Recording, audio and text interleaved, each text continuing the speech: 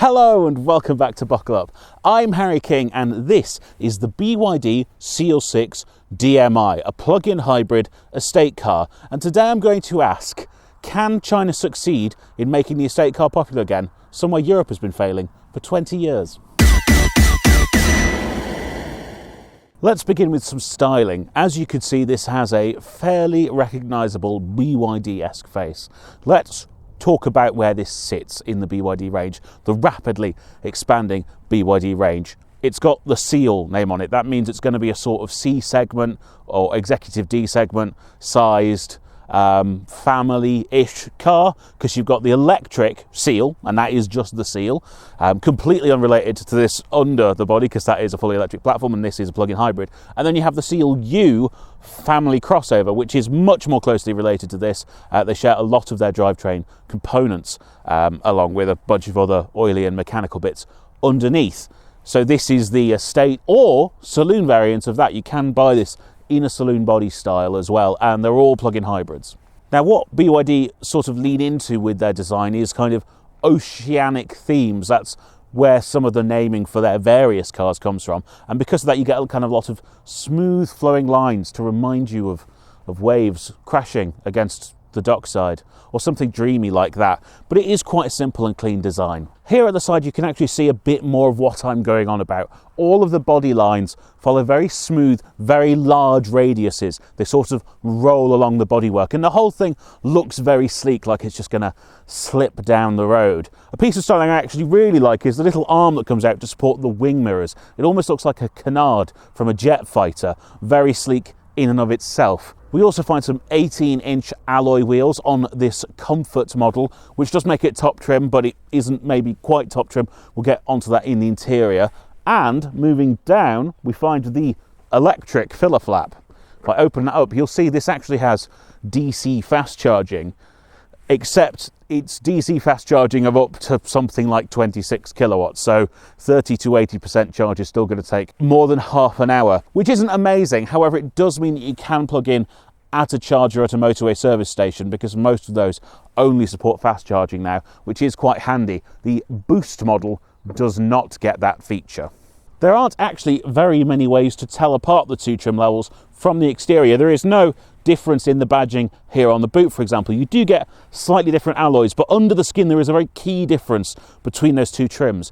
This Comfort model gets a 19 kilowatt hour battery and the Boost only gets 10. So this is probably the one to have. We'll get onto that more on the drive. In terms of the rest of the design, here at the rear, you've got a nice smoked light bar and a cool white flash around your lower diffuser, which I think gives this car a sporting edge that it can't back up when it comes to the driving. But again, more on that to come. If I press this button in the middle of the boot, nice and easily accessible, it opens up and we find 500 litres of space. Now that might not sound that brilliant, because the saloon version of this has 491 litres of space, but BYD choose to give their stats only up to the parcel shelf. There's actually over 100 extra litres above that in this estate version, so the figures are a little bit deceptive there. You can also drop the seats very easily. There's handles just here at the side. Pull them, they split 60-40, and then you get over 1,500 litres of space. You've also got through loading if you want to do some skiing in this, which is lovely, and you've got a bunch of hooks and a 12-volt socket here in the boot. The boot floor is adjustable, but it only drops about half an inch, so you're not going to gain that much room, and there's also not that much room to stow things under there, which means there's nowhere for all of these bags of charging cables to go, unfortunately. But things are worse than they look in that department, because I've got a 3-pin to charging cable, a wall box to charging cable, like your standard AC charging cable, and then also a vehicle to load cable, which is, it plugs into the car and then you have a kind of extension cord where you can run things off the car's power.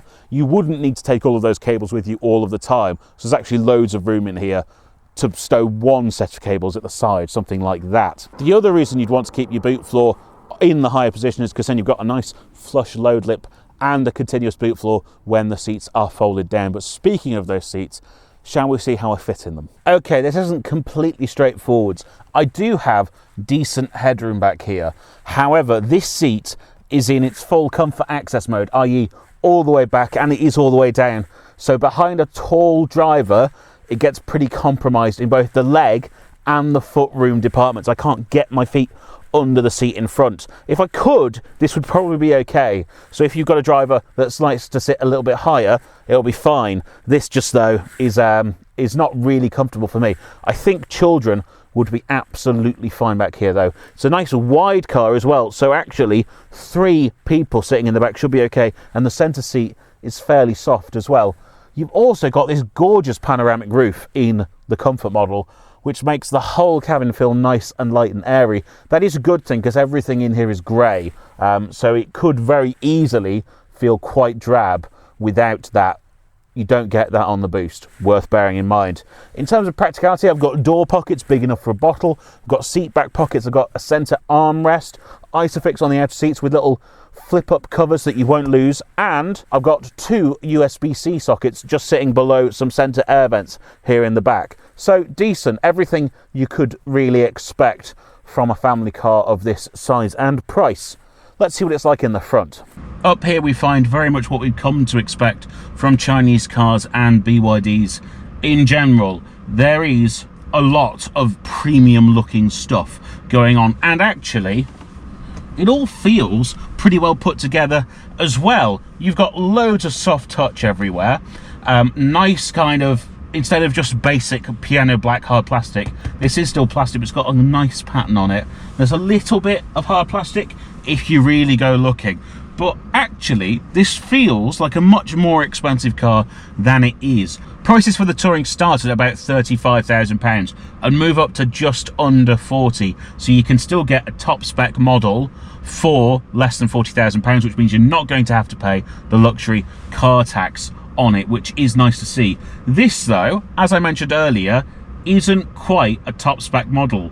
This is what they call a Comfort Light. Now when I went on the configurator this morning, I can't find this as an option to build at the moment, or so maybe they've gone away from it, but basically this gets everything the Comfort gets other than the big fancy infotainment screen. So this is a kind of 12 point something inch screen. If you get the full Comfort, you get a 15-inch screen, and it does BYD's rotating screen thing. This doesn't do that. I actually think that this is probably big enough, and the rotating thing is a little bit of a gimmick because you can't use Android Auto or Apple CarPlay with it in portrait mode.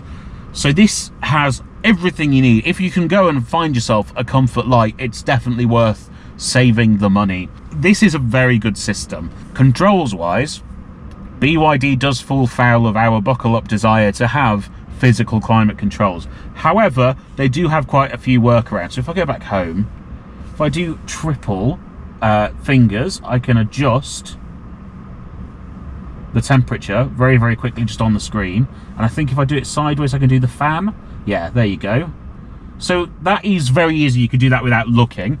You also got voice commands that do actually work rather well. Turn on my heated seat. Okay, turning on seat heating.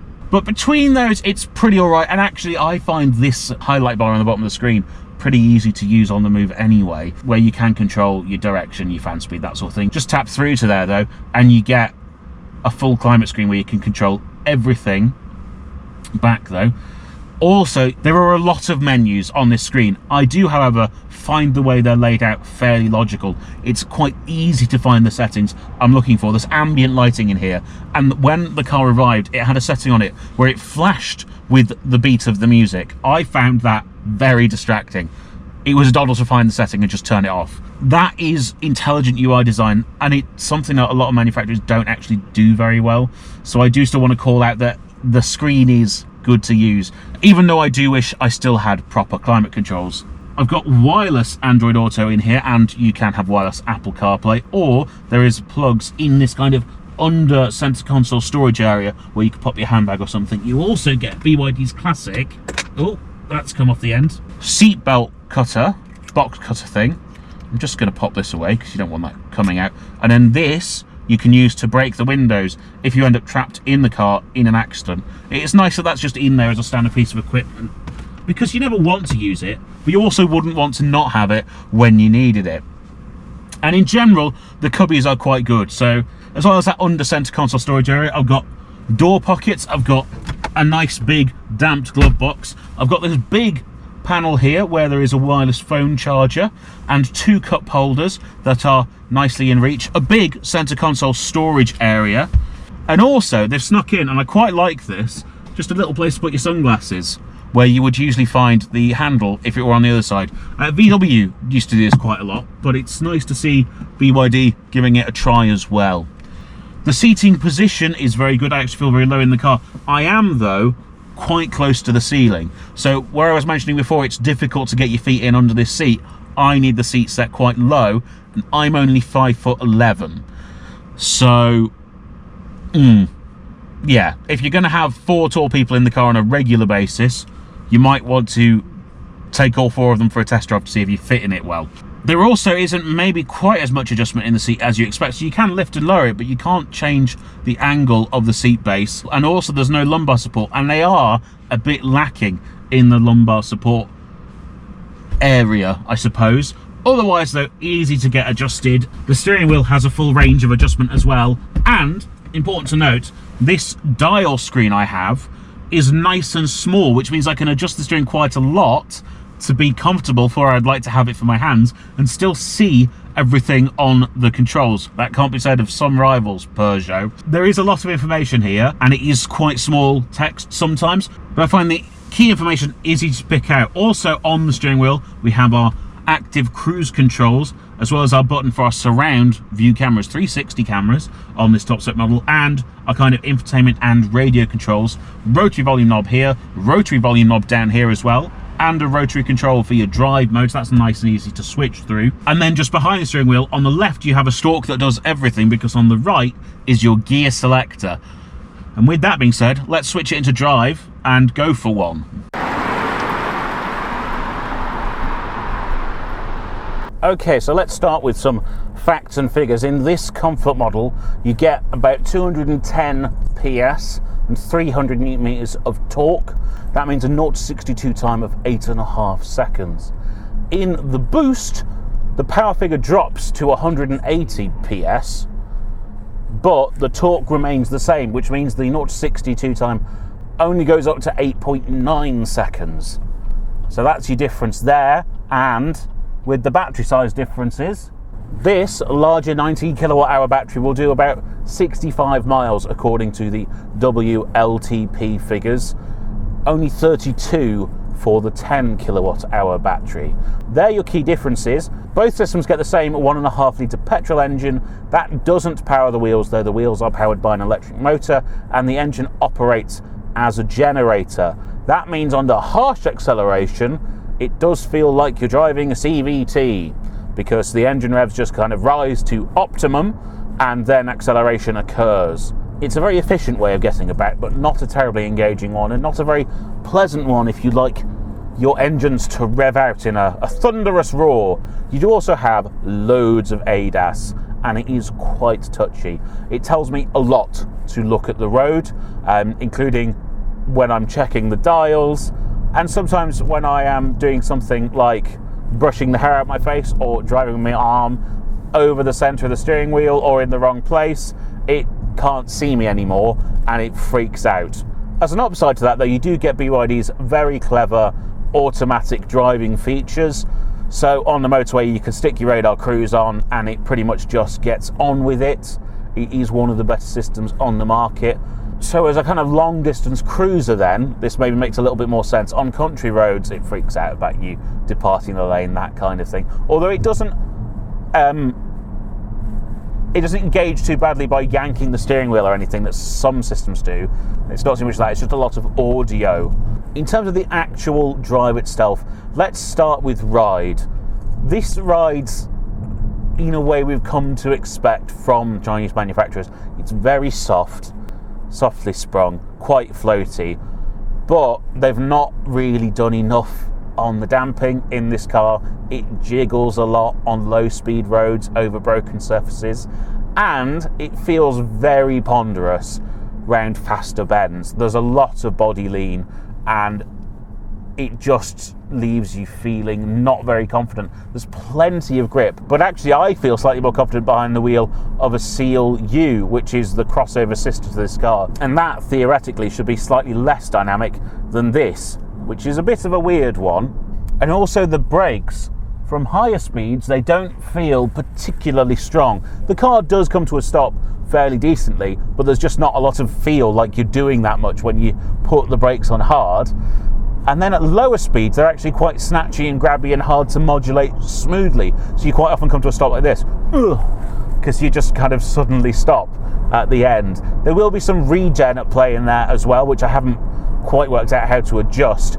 But yeah, it's not the most engaging driving experience. Now, if you're buying a £35,000 family car, you're not necessarily looking for that. You don't necessarily care. So I'm not going to come back to it again. I am instead going to focus on the value for money and how comfortable this is. At higher speed, the ride does settle down. On this road here, I just feel like I'm gliding along, which is quite nice. And the seats, despite me mentioning that they don't have the most lumbar support, are nice and big and soft and comfortable. The steering wheel is chunky in a pleasant way. There's a decent weight behind the steering and not a huge amount of feel, but it means it kind of feels assured. So I think if you wanted to do long journeys, that would very much fall into this car's wheelhouse. And it's worth mentioning, this has a combined range, if it's fully fueled and fully charged, of something like 800 miles. So an excellent car for long distance cruising. And it's also worth mentioning that while I've been driving it, it's very rarely dipped below 40 mpg on the instant. Which is, I think, pretty good in a car of this size with this amount of power. Things that may bother you on a longer drive, I have noticed a bit more tyre noise than you would get in some of this car's rivals, but there's so much more you get in here than in most of this car's rivals. I mean, if you go into something like an Astra or a Peugeot 308 SW, the interior is nowhere near this quality. And the Corolla on the inside looks like a car 10 years older than it is. Yes, it's very reliable, but this isn't a nice place to be. And if you're only going to own the car on finance or lease it, who cares how reliable it is in 10 years' time? And also, we have no reason to suspect BYD will be unreliable in 10 years' time. They're just too new for us to be able to tell you. It isn't quite up there with the VW Passat Skoda Superbs of the world, but they're £10,000 more expensive, give or take. I think this is the sort of car where if you go into it with your eyes open and you know what you want and you're aware of where this car's shortfalls are, you could be very, very happy with this. It's not the last word in driving engagement, but that doesn't mean it's a bad car, and it doesn't mean it wouldn't be a good buy for your next family car. I think that before I go any further, let's go back and do a proper conclusion. So that is the Seal 6 Touring tested. And what am I thinking? Well, I have to be honest, this car isn't going to set the world on fire, and it isn't the last word in driving prowess either. It is, however, still a very keenly priced, very well equipped, very competent and comfortable family car. And I do like the way it looks more than an SUV. I wish they'd focused more on the handling, because that's really where you can stick it to the crossovers in an estate car, and this one just doesn't quite hit the mark there, unfortunately. I would, however, still recommend checking one out if you're thinking of buying a hybrid estate car for your family. Thank you so much for watching. Please remember to like, comment, and most importantly, subscribe. If you go down into the description, find all the links to all our social medias. You'll also find a couple of ways you can directly support the channel. So we have channel memberships right here on YouTube, or we also have a merch store link in description where you can go and buy yourself some cool threads and stay warm. Please go and do one or all of those things, and I will see you next time. Bye-bye.